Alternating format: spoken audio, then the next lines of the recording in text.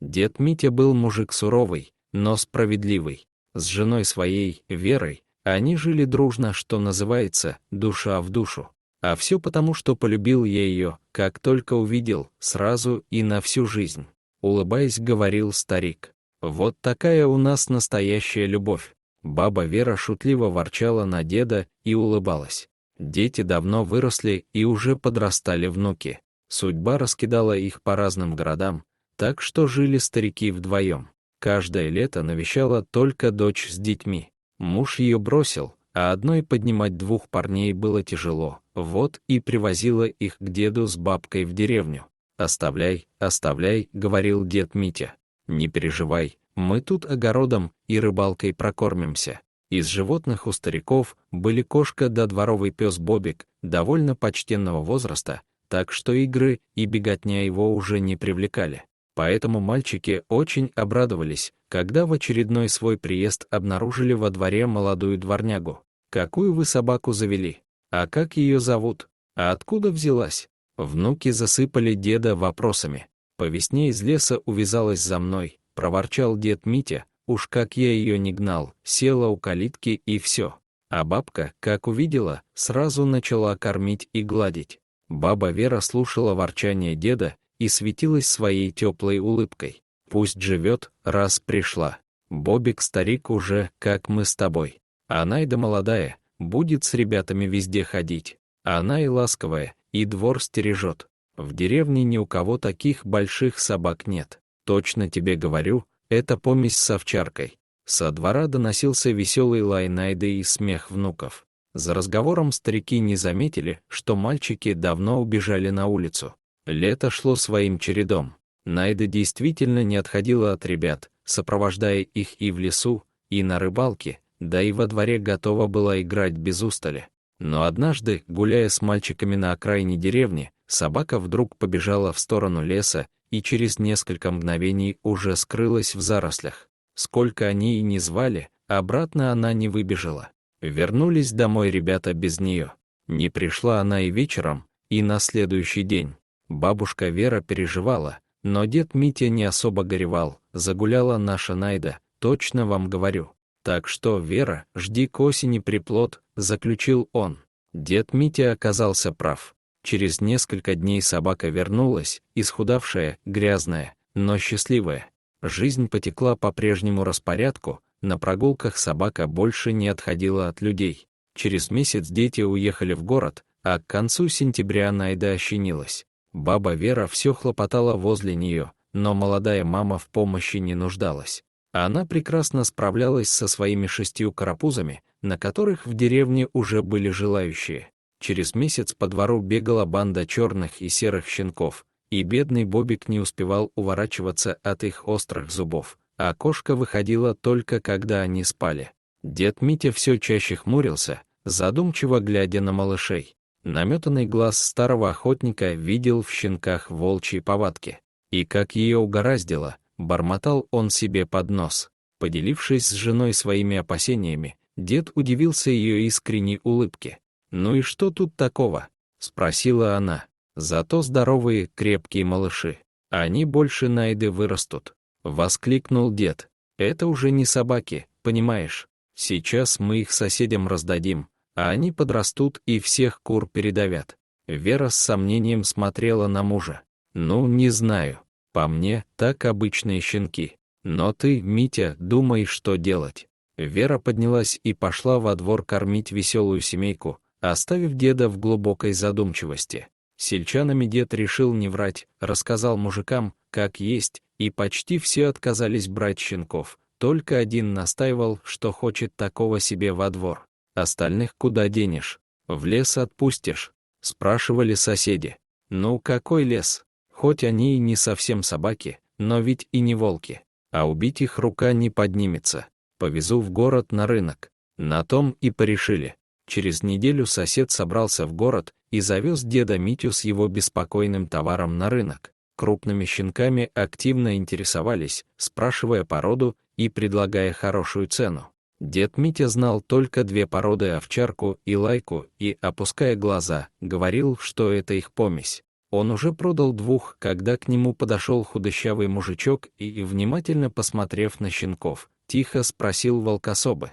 Дед хотел было возразить, но зачем, если человек в этом понимает? «Могу оптом всех забрать», — сказал мужичок. Дед торговаться не стал, оптом, так оптом. А мужик вместе с деньгами сунул ему бумажку с адресом. «В следующий раз вези прямо ко мне, заберу всех. Следующего раза не будет», — усмехнулся старик. Мужик пожал плечами. «Как знаешь, но ты адресок не выбрасывай, мало ли что. Волки они такие, любовь у них настоящая, на всю жизнь». В последующие годы дед Митя не раз вспоминал эти слова. Найда щенилась почти каждый год, и никакие цепи и заборы не могли удержать ее от побега в лес. А если деду все же удавалось крепко ее запереть, она выла так, что у бабы Веры надрывалось сердце, а со стороны леса отчетливо слышался волчий вой. «Митя, отпусти ты ее», — говорила жена. Она ведь не просто так рвется по кобелям побегать, а к нему. Любовь же у них настоящая.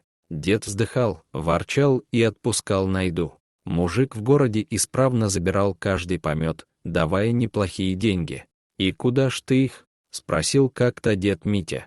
«Я соседу отдал одного, так он его как не воспитывал, а все бесполезно». Тот озлобился, бросаться на него стал и сбежал потом. «Волкособы — это как отдельная порода, они поумнее многих людей будут», — ответил мужик. «Там еще неизвестно, кто кого воспитывал. Не переживай, дед, щенков я отдаю только тем, кто знает толк, не то что твой сосед». Связь Найды с ее диким другом крепла с каждым годом. Уже неоднократно деревенские жители видели в лесу крупного волка-одиночку, иногда он показывался совсем рядом с деревней, поджидая свою подругу. Найда бегала к нему уже не только в брачный период, а почти каждый день. Они могли часами вместе рыскать по лесу, чувствуя себя настоящей парой. И все же собака неизменно возвращалась домой, каждый раз радуясь встрече с хозяевами. Она облизывала руки бабы Веры, словно извиняясь за свое отсутствие. Время шло, как известно, никого не щадя. Давно уже не стало Бобика, и пропала куда-то старая кошка. Найде шел 7-й год, когда скончалась ее любимая хозяйка баба Вера. Дед Митя сильно горевал, и Найда не отходила от него ни на шаг. Они часами сидели вместе на крыльце, а со стороны леса доносился тоскливый волчий вой. Дед понимал, что природа возьмет свое, и вскоре Найда снова убежит к своему другу и нагуляет щенков. «Ну уж нет», — ворчал дед Митя, перетаскивая собачью будку в сарай, «некому теперь с твоими волчьими детьми нянчиться».